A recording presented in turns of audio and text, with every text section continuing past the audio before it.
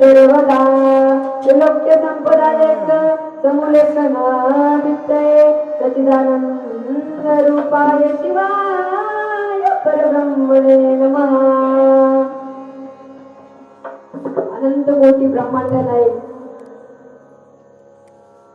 शिवशंभूच्या दिव्यचरणी साष्टांग प्रणिपात समर्पित करून तसेच जगदादी जगद्गुरु मूल पंचाचार्याच्या दिव्यचरणी साष्टांग प्रणिपात समर्पित करून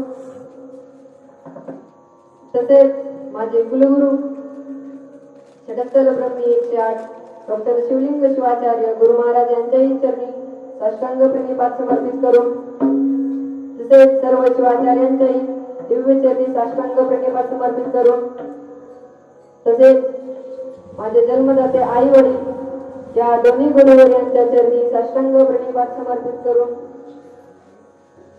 तसेच 12व्या शतकामध्ये होऊन गेलेले क्रांती सूर्य जगज्योती महात्मा बसवेश्वर यांनाही वंदन करून तसेच स्वराज्याची स्थापना करणारे छत्रपती शिवाजी महाराज यासह सर्व राजे महाराजांनाही वंदन करून आजच्या कीर्तन रूपी सेवेसाठी तुम्ही सर्व उपस्थित माता पिता बंधू भगिनी तसेच या कीर्तन रूपी सेवेसाठी गायनाची साथ करत असलेले हरिचंद्र आप्पा उडगे त्यांच्या मार्गदर्शनाखाली मी इथं आज उभा आहे. तसेच त्यांना साथ करत असलेले भगवान आप्पा भिक्का तसेच आपल्या गावचे भूषण असणारे मृदंग सम्राट परमेश्वर भैया उडगे यांच्याही हृदय मंदिरामध्ये विराजमान असणाऱ्या शिवशंभूच्या दिव्य चरणी साष्टांग प्रणिपात समर्पित करून तसेच मला या गादीवर उभा करण्यात योग्य बनवले असे माझे गुरुवर्य कुमार सागर महाराज यांच्याही चरणी साष्टांग प्रणिपात समर्पित करून तसेच या कीर्तनरूपी सेवेसाठी आलेले गावातील भजनी मंडळ बाहेरगावून आलेले भजनी मंडळ महिला पुरुष भजनी मंडळ तसेच खाली बसलेले श्रोते भक्त मायबाप तुमच्याही हृदय मंदिरामध्ये विराजमान असणाऱ्या शिवशंभूच्या दिव्य चरणी साष्टांग प्रणिपात समर्पित करून माझ्या कीर्तन रूपी सेवेला सुरुवात. तुझे नाम रे घेऊन तुझे नाम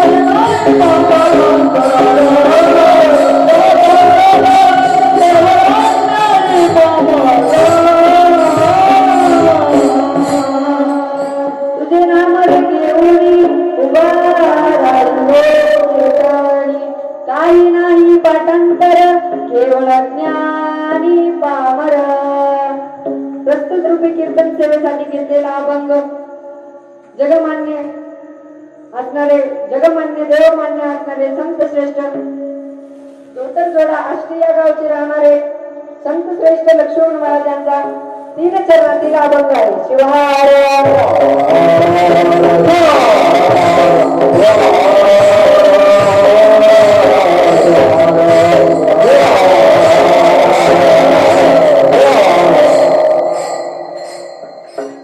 प्रस्तुत कीर्तन रूपी सेवेकरिता घेतलेला अभंग श्री संत लक्ष्मण महाराजांना या अभंगाच्या माध्यमातून काय सांगायचा असेल तर हा अभंग कुठे याच्यातील असेल तर तो उपदेश प्रकरणातील आहे. तसेच या अभंगाच्या माध्यमातून काय सांगायचं आहे तर लक्ष्मण महाराजांना सुख देईल शंकर, सुख देईल शंकर, करा पूजन लवकर. सुख या मानवी जीवनात सुखच हवं आहे, दुःख कोणालाही नको वाटते. मग या सुखासाठी काय करावं लागेल तर सुख देईल शंकर, केव्हा देईल तर करा पूजन लवकर. संत श्रेष्ठ लक्ष्मण महाराज हे गौतम या गावचे होते. यांची परिस्थिती खूप गरीब होती. तसेच एके दिवशी लक्ष्मण महाराज व त्यांची धर्मपत्नी चर्चा करीत असतात तेव्हा आपली परिस्थिती खूप वाईट आहे, तुम्हाला 4 शब्द वाचता लिहिता येतात असं लक्ष्मण महाराजांची धर्मपत्नी म्हणतात की तुम्हाला 4 शब्द वाचता लिहिता येतात तरी तुम्ही कोठेतरी काहीतरी कोणत्या तरी प्रकारची नोकरी पत्करावी असं म्हणतात. लक्ष्मण महाराज एका मारवाड्याच्या दुकानावर नोकरी करतात. मग हे तर असा विचार कोण दिला असेल तर त्यांच्या धर्मपत्नीने दिला आहे. तसेच लक्ष्मण महाराज 15 वर्ष त्या मारवाड्याच्या दुकानावर नोकर राहतात. 15 वर्षानंतर एके दिवशी एक आण्याचा घोर येतो. तेव्हा लक्ष्मण महाराजांना चैन पडत नाही. ते खूप दुःखी झाले आणि तेव्हा ते विचारात पडले की आता सावकाराचा आपण एक आणा कुठून द्यायचा, कुठून गोळा करायचा. तेव्हा ते लक्ष्मण महाराजांचे एकूण अभंग आहेत 6000.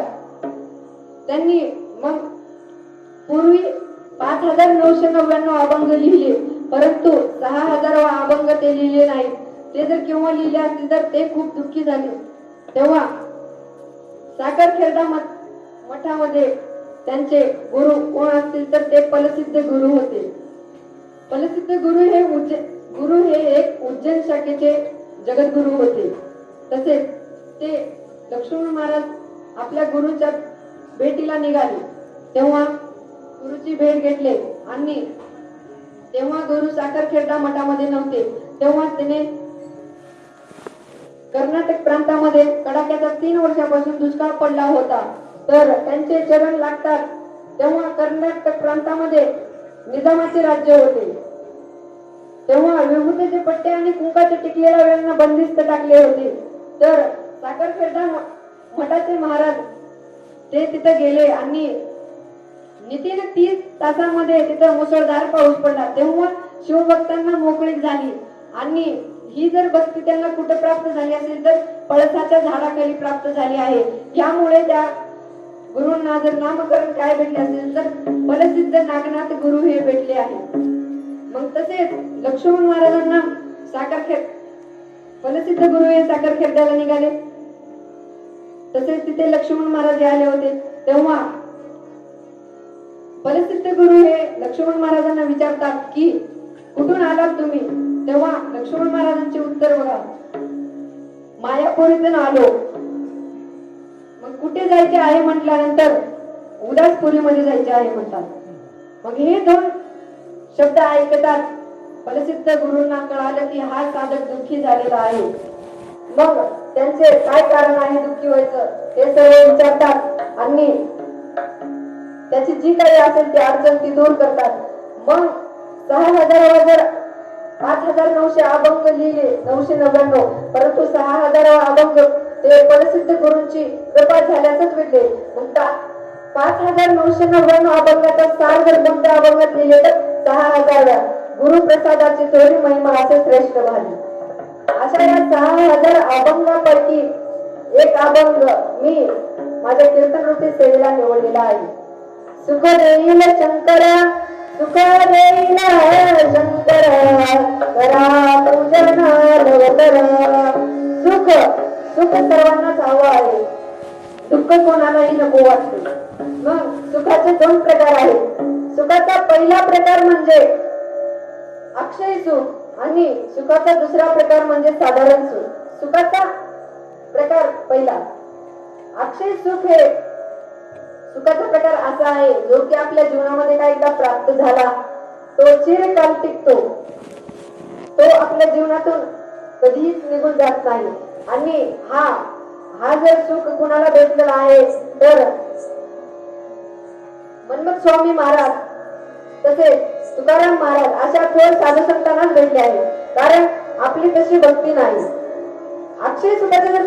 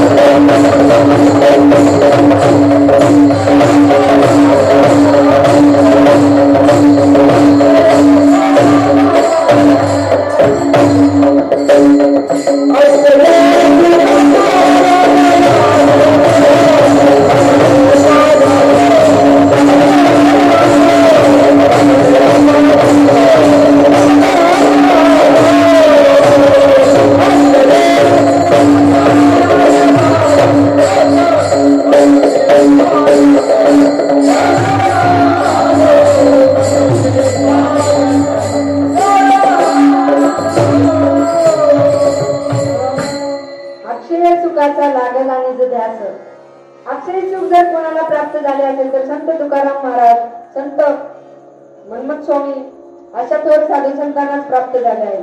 कारण तशी भक्ती पाहिजे. आपली भक्ती कशी आहे? वरवर गावी शिवाचार पर्यंतली अनाथ देव त्यांना अक्षय सुखाची प्राप्ती जरी करून दिले तरी त्यांना ती नको होती. कारण त्यांचं म्हणणं असं होतं की देवा तुम्ही जर मला अक्षय सुखाची प्राप्ती करून दिलात तर मी सुखामध्ये तुम्हाला आठवणार नाही, यामुळे मला सतत तुम्ही दुःखीच ठेवा, असे साधू संतांचं म्हणणं आहे. तसेच सुखाचा दुसरा प्रकार म्हणजे साधारण सुख.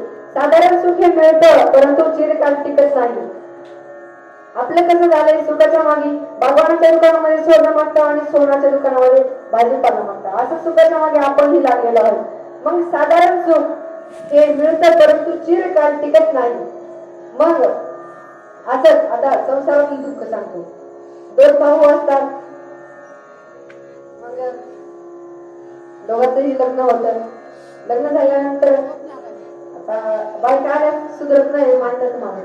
मग दोघांचं जमणं झालं. जमणं झाल्यानंतर मग वाईला जायचे ठरले. मग वाईला झाले, मग सरपंच आले, पंच आले.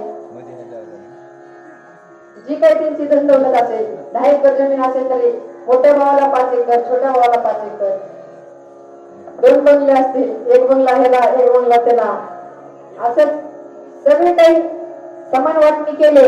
परंतु शेवटी एक गोष्ट उरली, ती म्हणजे म्हैस असते. आता म्हशीचे 2 भाग कसं करावं? मग सरपंच साहेब थोडासा चतुर होता. त्या म्हशीच्या पोटावर एक खडून रेगवली. बारक्या भावाची चतुर होती बायको. मग म्हटली आम्हाला या पोटापासून मारलेले 2 पाय म्हणजे शेपटी करेल. आणि आता हे मोठे काय, कारण बारक्याला पहिला वाटणे राहते. हो, बारक्याचा मान राहतो. बारक्याने घेतलं वागलं, मोठ्याला पुढला वागा. मग असंच 1 महिना चालत राहिलं, सगळं सुरळीत चाललं. मग त्या मोठ्या भावाच्या बायकोच्या विचारात काय आलं काय माहिती. मग 1 महिन्यानंतर मग नवऱ्याला म्हणली आपण उगाच चारा खाऊ घालूनच बेजार आहोत. ती मस्त दूध काढले, आईच्या पिठ्यावर रेगुट्या मारले, शेणखत करायले. असं म्हटल्यानंतर मग 1 महिन्यानंतर प्रकाश पडला त्यांच्या डोसक्यात. मग शिवहर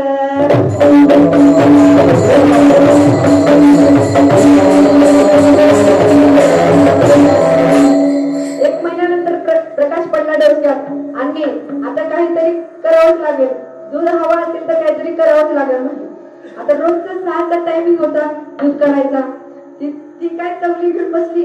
मग ही मोठ्या भावाची बायको गेली, एक काडी घेतली आणि ही दूध काढायला अर्धी काय तवली भरली, त्या म्हशीच्या नाकात काडी घातली. मग बाई अंगणात भोगन घरात असं झालं. शिवाला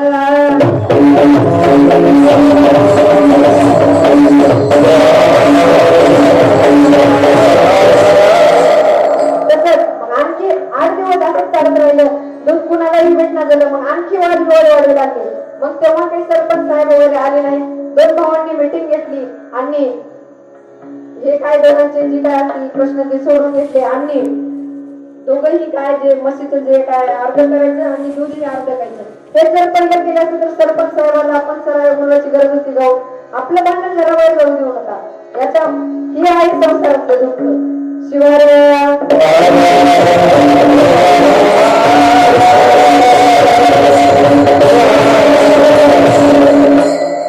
सुख देईल शंकर, सुख देईल शंकर, करा पूजन लवकर. सुख केव्हा देईल तर त्यासाठी पूजन करावं लागते. मग पूजन कसं तर वीरशैव लिंगायत धर्मामध्ये 8व्या वर्षी दीक्षा संस्कार आहे. हे जन्माला आल्यानंतर जे दीक्षा संस्कार वेगळा आणि जन्माला येण्यानंतर अगोदरचा एक आहे. जन्माआधी लिंग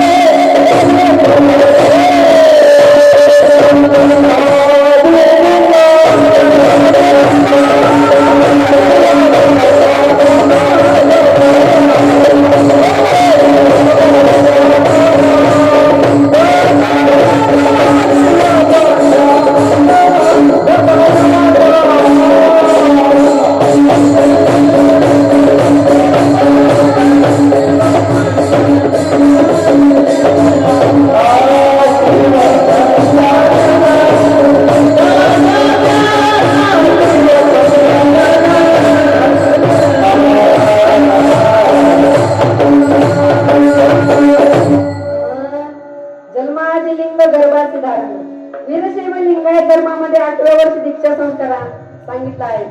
8व्या वर्षी किंवा जेव्हा कळालं तेव्हा काल सांगितले महाराजांनी, मी काही सांगणार नाही.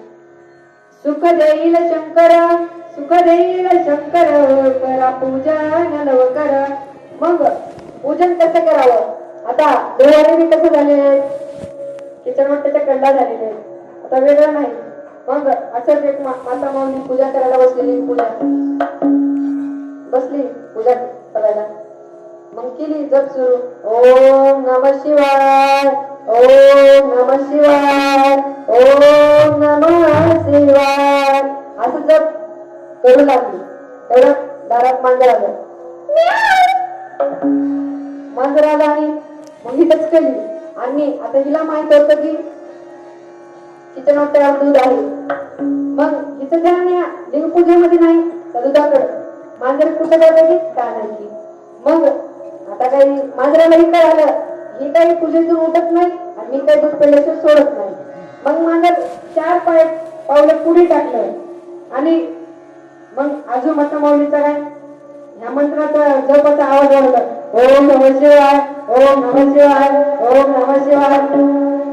मांजर म्हणाल तू किती बेआरड माय, मी काही पेल्याशिवाय सोडत नाही आणि तू काही पूजेतून उठत नाही. मग तसंच अजून 4 पावलं पुढे टाकलं. मग ओम नमः शिवाय, ओम नमः शिवाय, ओम नमः शिवाय.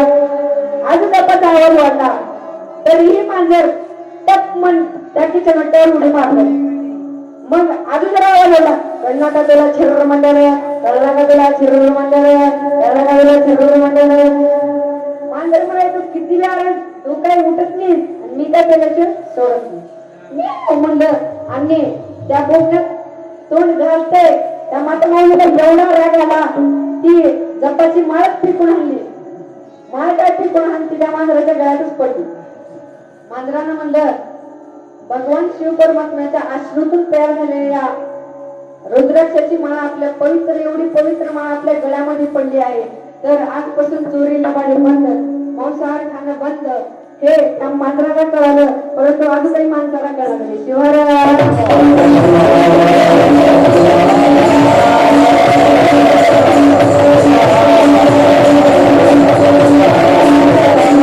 काय खावत करणार झाले कलियुगामध्ये. जिभेची टेस्ट पोटात गेले बेस्ट, आजार झाले गेस्ट, डॉक्टर करतात टेस्ट, म्हणून आपली भाजी भाकर बेस्ट. शिवाय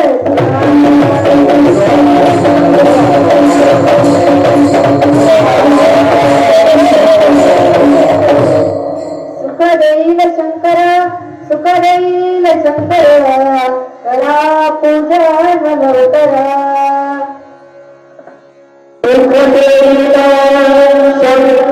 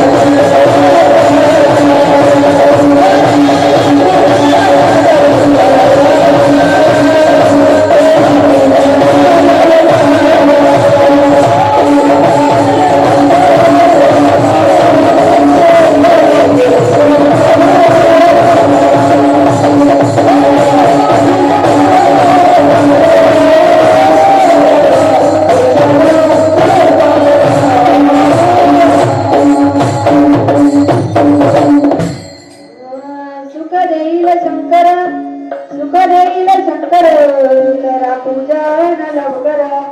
सुख जीवनामध्ये प्राप्त व्हायचं असेल तर कीर्तन ऐकलं पाहिजे, कथा ऐकली पाहिजे, पारायण केलं पाहिजे. तसेच मग एक माता माऊली गेली मंदिरात, मग तिला संतती नव्हती, संतती नव्हती. मग देवाजवळ नवस केली, देवा मी तुला सोन्याची टोपी देते, मला एक संतती होऊ दे. तेव्हा देवाला काही सोन्याची ती गरज नाही, परंतु आता ही भक्त खूप दुःखी झालेली आहे म्हणून देव तिला वरदान देतो. मग तिला संतती होत, मग तिला मुलगा होतो आणि त्या मुलाच्या 5 दिवसानंतर पाळणा घालतात. पाळणा घालताना त्या मुलाचा आता महादेवाला तर म्हणलं की आता मला जर मुलगा झाला तर मी तुला सोन्याची टोपी वाढी. आता आपल्याकडे तर पैसे नाही, सोन्याची टोपी कुठून द्यावं असं विचार केल्याने तिच्या पोराचंच नाव सोन्या ठेवली. सोन्या ठेवली. मग काय नामकरण सोहळा झाला, सकाळी गेली मंदिरात भरायला घेऊन आणि त्या तिच्या मुलाला टोपी घातली आणि देवा माझं काम झालेलं आहे, मी सोन्याची टोपी घातलेला आहे, माझा विषय संपला आणलं. म्हणजे आपली गरज बाजू पण आपण किती देवाच्या आधीच जातो आणि आपली गरज संपण्यास कसं होते. शिवाय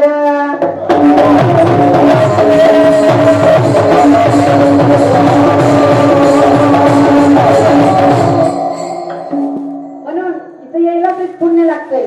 पार्लियामेंट वही जाते है, पार्लियामेंट वही जाते हैं जो इलेक्ट होते हैं और शिवाजी मंडप में वही आते हैं जो सिलेक्ट होते हैं. शिवाय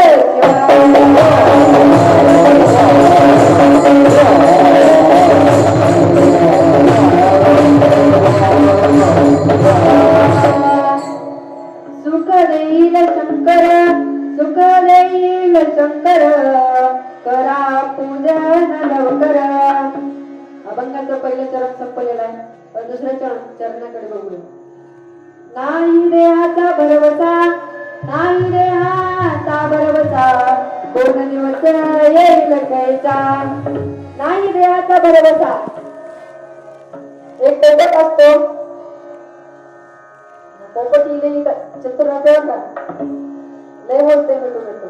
असं ते पोपट राहते, मालक आणते बाजारातून आणि घराच्या कॅबिन मध्ये म्हणजे हॉल मध्ये अडकून ठेवते. जो काही कोण पण आला घरी, या बसा शरणात, ही त्या पोपटाला शिकवण असते. मग त्या पोपटाला काय माहित आहे, तो नित्य नेमाने त्याला सांगितलेलं अतिथी देवो भव. मग आलेल्या पाहुण्याला तो या बसा शरणात म्हणायचा.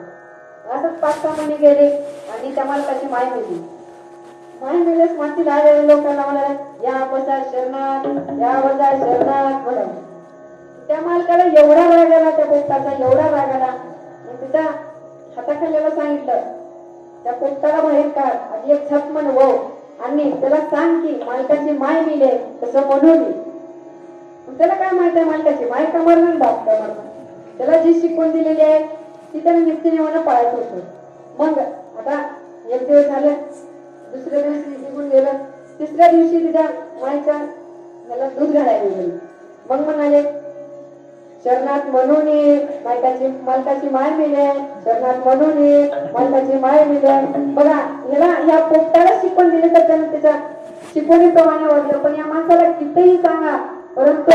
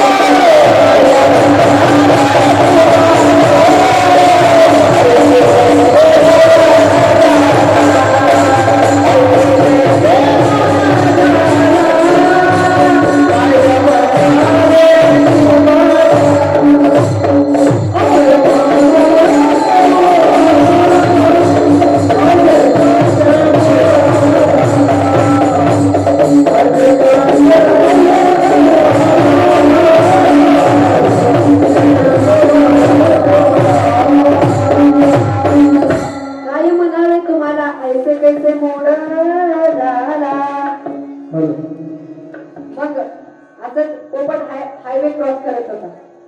पोपट हायवे क्रॉस करतो. तो काय अर्ध्या वाटेत जातो, तिकडून ट्रक येतो.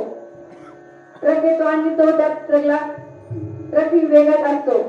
मग त्या ट्रकच्या हाताला धडकतो आणि धडकन वाजून खाली पडतो. वाजलं का? धड वाजून ते पोपट आहे तिथे बैल नाही. चपकन वाजलं, खाली पडलं. मग त्याच्या त्या ट्रकच्या मागून एक पोपट पकडणारा माणूस येतो आणि त्या पोपटाला घेऊन जातो आणि पिंजऱ्यात टाकतो आणि त्याला काय ब्लड प्रेशर हाय झाला असेल, त्याला चक्कर आली असेल, त्याला खाऊ पिऊ घालून त्याला शुद्धीवर आणतो.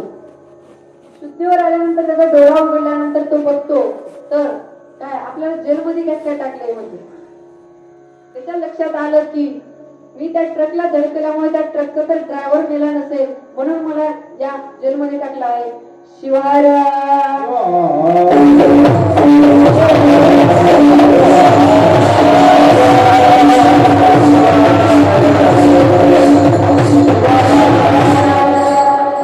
म्हणून त्या पोपटालाच एक माहित नव्हतं की त्याचा शेवटचा दिवस असेल.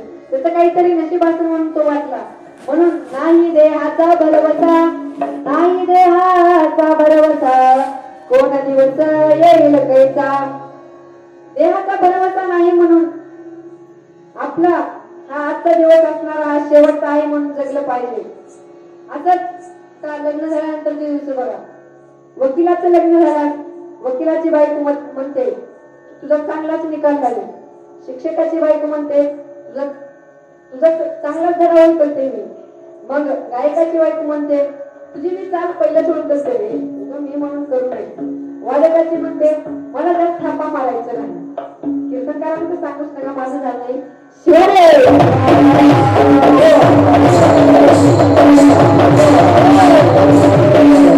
म्हणून नाही देहाचा भरवसा, नाही देहाचा भरवसा, दोन दिवस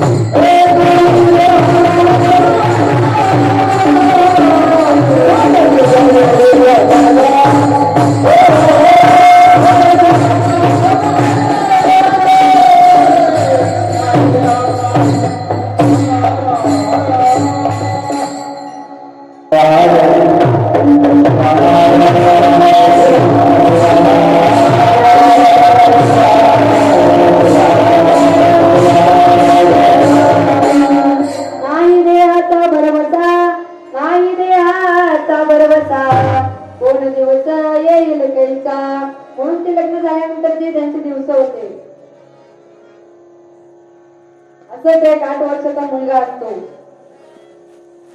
8 वर्षाचा मुलगा असतो, त्याची आई वारते. आई वारल्यानंतर तो त्याचे वडील दुसरं लग्न करतात. परंतु असंच 5-6 महिने झाले लग्न होऊन. मग तो मुलगा खूप छळ सहन करत होता. तेव्हा त्याचे वडील विचारतात की बाळा त्या आईमध्ये आणि या आईमध्ये तुला काय फरक वाटतो. मग तेव्हा तो बाळ म्हणतो की बाबा ती आई खूप खोटारडी होती आणि ही आई खूप खरी आहे. तेव्हा असं म्हणतात. तेव्हा त्याचे वडील हरवतात आणि त्याला विचारतात की असं का. तेव्हा तो म्हणतो की ती आई म्हणायची मस्ती करू नको मी जेवायला देणार नाही. मस्ती करू नको मी जेवायला देणार नाही. आणि ही आई अशीच बोलते. परंतु ती आई अशी होती असं म्हणूनही मला अख्खं गाव शोधून आणायची आणि मांडीवर बसून माझा घास भरवायची. आणि ही आई अशीच बोलते मस्ती करू नको मी जेवायला देणार नाही. परंतु हो बाबा मी खरंच सकाळपासून जेवलो नाही. तेव्हा वडिलांच्याही डोळ्यात पाणी येतं आणि त्या मुलाची काळजी घ्यायला सुरू करतात.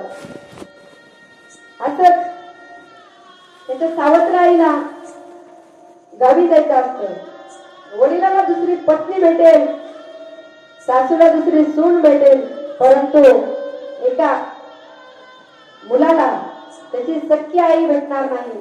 ही मात्र त्रिकालवाडीत सख्खी आई. असंच त्याच्या सावत्र आईला बाहेर गावी जायचं असतं.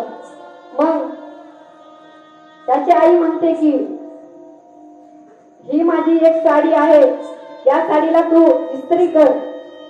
इस्त्री कर म्हणतात. तो बाळ म्हणतो आई मला इस्त्री येत नाही, इस्त्री करता येत नाही. तेव्हा कस काय येत नाही मेला तुला, चल बरं घे इस्त्री. घेतो कस तरी वेळ वाटलं काय अर्धी इस्त्री करतो. तेवढ्यात त्याचा मित्र बाहेर हाक मारतो.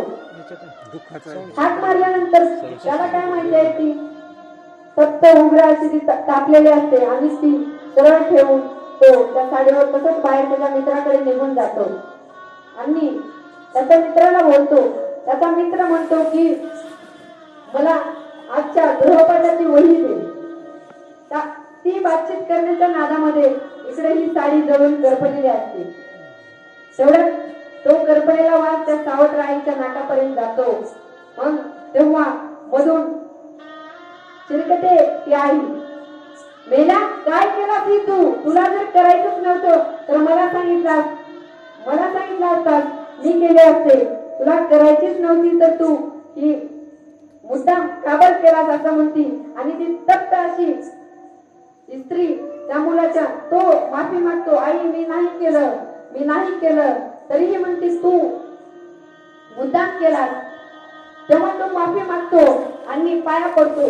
पाया पडताना ती तप्ताची स्त्री घेते आणि त्या मुलाच्या पाठीमध्ये ठेवते.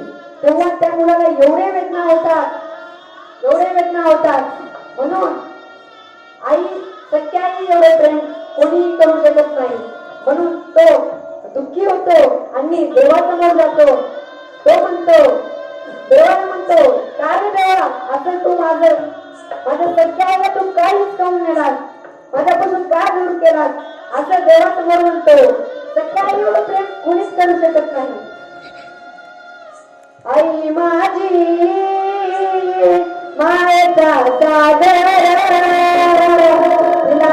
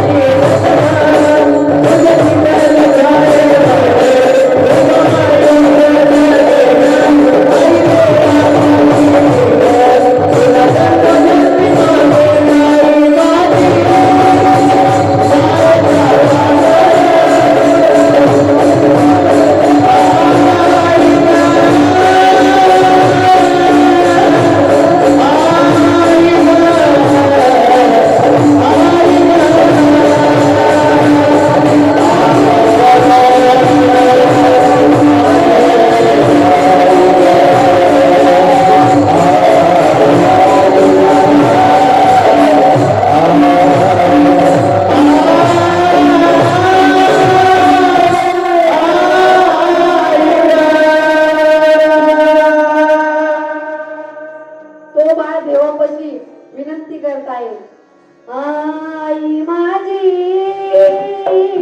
मायेचा सागर दिला तिने देवनादार. त्या 8 वर्षाच्या बाळावर हे बघा हे दिवस आहे. नाही देहाचा भरवसा कोण दिवस येईल कैसा. 2 अभंगाचे 2 कडवे झालेले आहेत तरी मध्यंतर मध्ये घेऊ.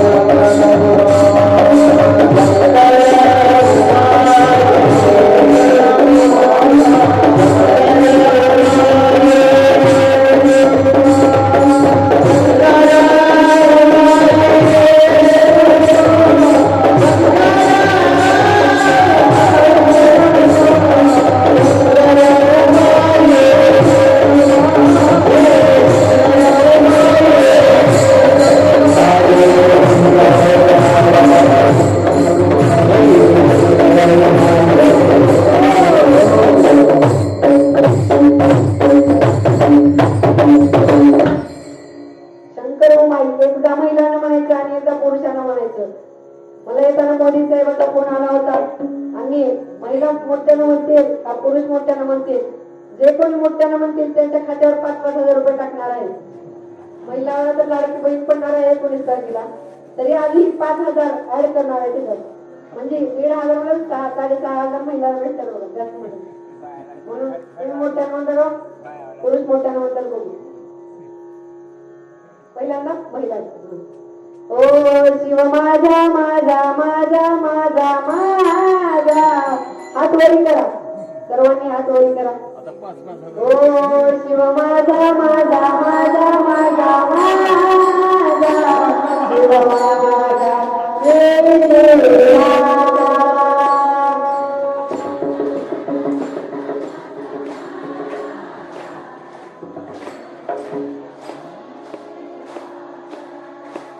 शिव माझा माझा माझा माझा माझा शिव माझा शिवाचा.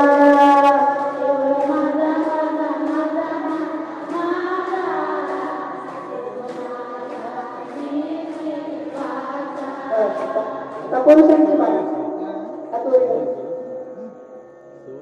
ओम नमः शिवाय, ओम नमः शिवाय.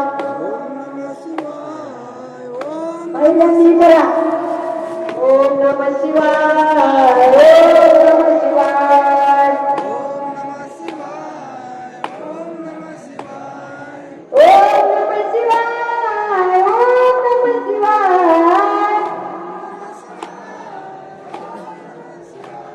ओम नमः शिवाय, ओम नमः शिवाय.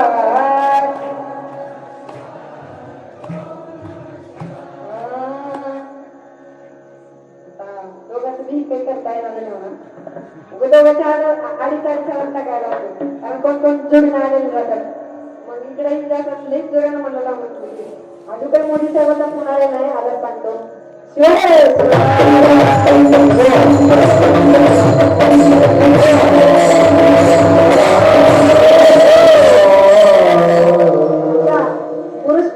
पुरुषांना या महिला मंडळींना काय अवस्थेत बोलता येणार नाही. आणि आता सांगतो, पुरुष मंडळींना घरात जायचं, वाढण्याच्या वेळेला म्हणायचं वाढणार पतीवर प्रेम राहते पत्नीचं. समजा कधी नाहीच जर म्हणली गड्याची जाता यायचं नाही, बाहेरवरी चालायचं, बाहेर जायचं, चप्पल घ्यायचं, पायाला घालायचं, नीट बाहेर जाऊन जेवण. कारण ही मुख्यमंत्र्याची लाडकी बहीण झाली, आता आगाऊ बोलायला येणार नाही. शिवाय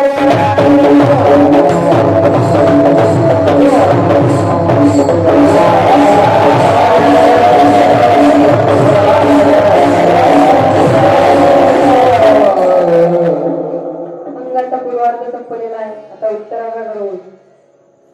लक्ष्मण म्हणे नाम लक्ष्मण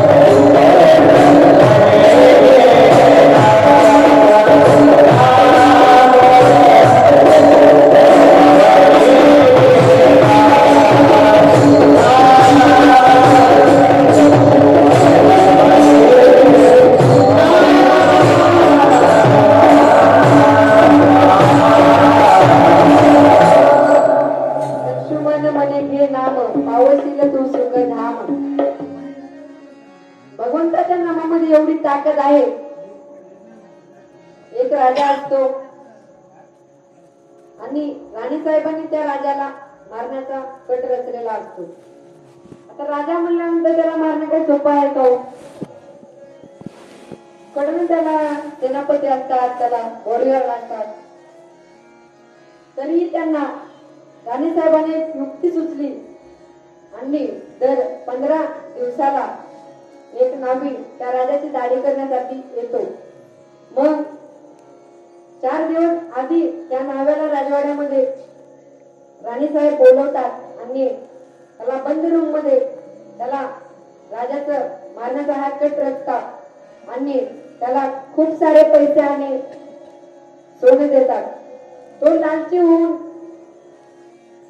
राणीसाहेबाचा हुकूम स्वीकारतो आणि तो राजाला मारण्याचा प्लॅन हे करतो. मग राजाला कर्मणा जर आता जुन्या काळातली म्हण आहे, काहीतरी अनहोनी होत असते, काहीतरी रखरखच उलाले, काहीतरी करमतच नाही असं म्हणतात. पण त्या राजालाही कर्मेना झालं, मनच लागेना झालं. राजाकडे काही कमी आहे का? त्याला न कर्मायला. मग तो मनोरंजनासाठी नदी तीरावर जातो आणि त्या नदीच्या काठी एक साधू बसलेला असतो आणि त्या साधूला जाऊन तो राजा त्याची जी काही अडचण आहे ती सांगतो. मग राजा साधू तपकर बसलेला असतो आणि तो डोळे उघडतो आणि तो डोळे उघडताच त्या एका पुढे कावळा असतो, त्या कावळ्यावर लक्ष जातं आणि त्याची सर्व अडचण साधू समजून घेतो आणि तो म्हणतो की मी जे तुला मंत्ररूपी नाम देत आहे ते तू सतत जप. अशनी शयनी भोजनी गमनी. मग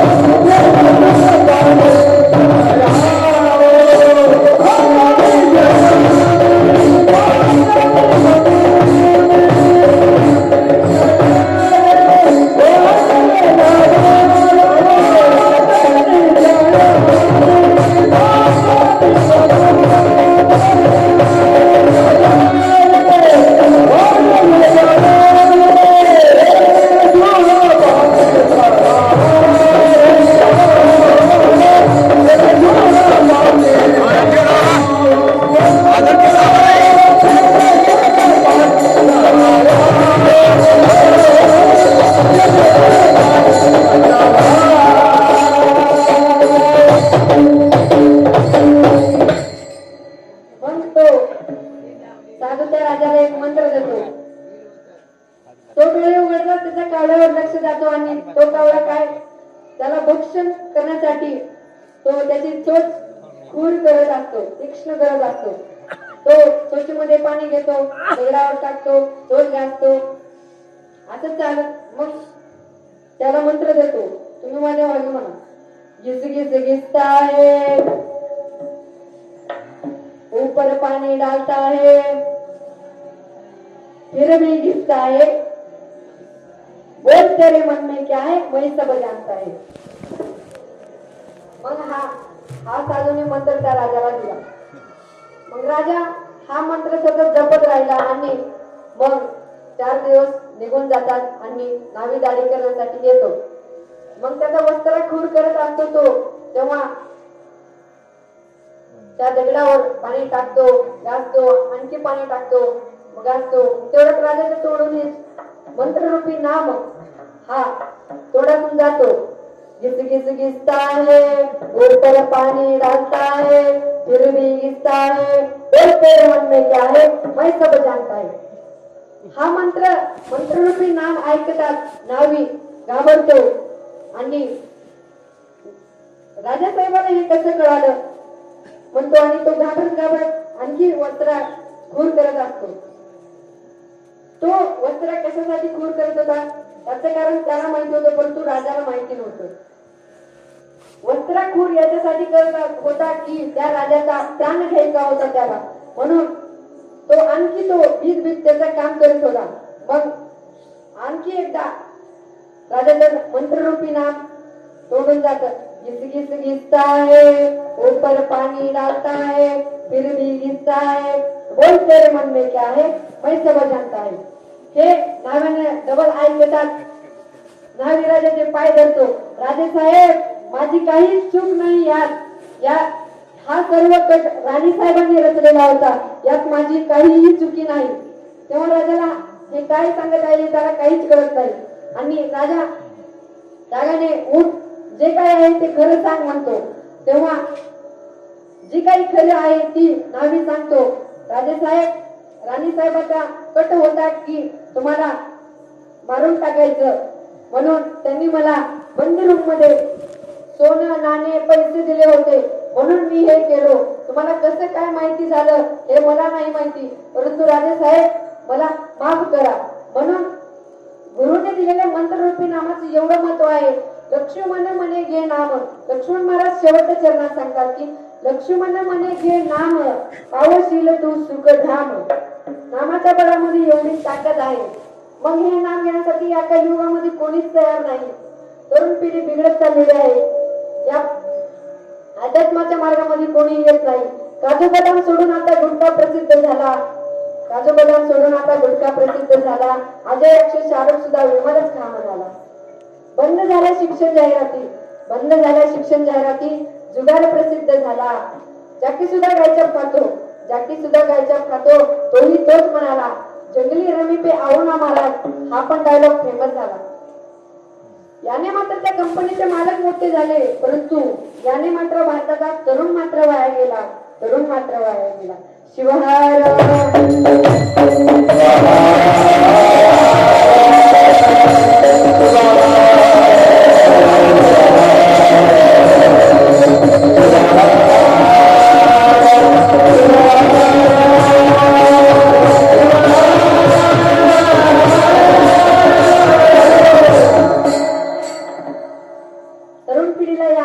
मार्गामध्ये येऊ वाटत नाही.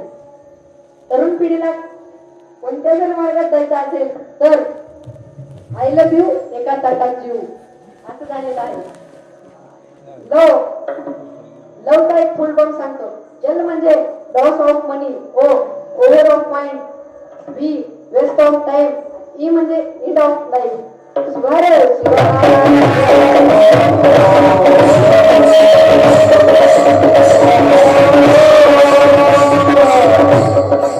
लक्ष्मण महाराज शेवटच्या चरणात सांगतात की लक्ष्मण म्हणे घे नाम.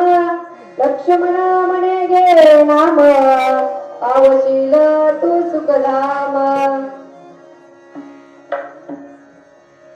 गेल्या दोन दिवसापासून आपण सत्याचा आजचा असणारा दुसरा दिवस, दुसऱ्या दिवसाची कीर्तन रूपी सेवा माझ्याकडे आलेली आहे.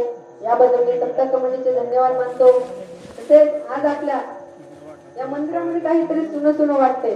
ते म्हणजे आपले गावचे भूषण असणारे विवेकानंद स्वामी ते आज नाही, तर त्यांना काहीतरी हरंगूळ येते तारीख आहे म्हणून ते तिथे गेलेले आहेत. त्यामुळे तुम्ही शांत चित्ताने माझे कीर्तन ऐकल्याबद्दल मी तुमचे आभारी आहे. धन्यवाद. तसेच माझे कीर्तन म्हणजे जास्त टेन्शन घ्यायचं नाही. घालीन लोटांगण मोकळं पटांगण असं माझं कीर्तन आहे. शिवाय शिवाय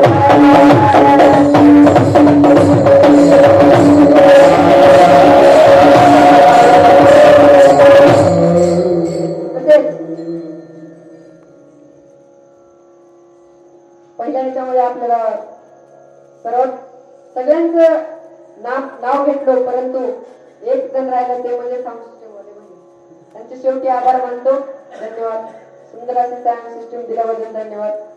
तसेच शेवटी चालू झालेली सेवा मी माझ्या आई वडील व गावचे ग्रामदैवत श्री मल्लिकार्जुन भगवान परमात्म्याच्या चरणी समर्पित करून आणि इथेच सेवेला माझ्या पूर्ण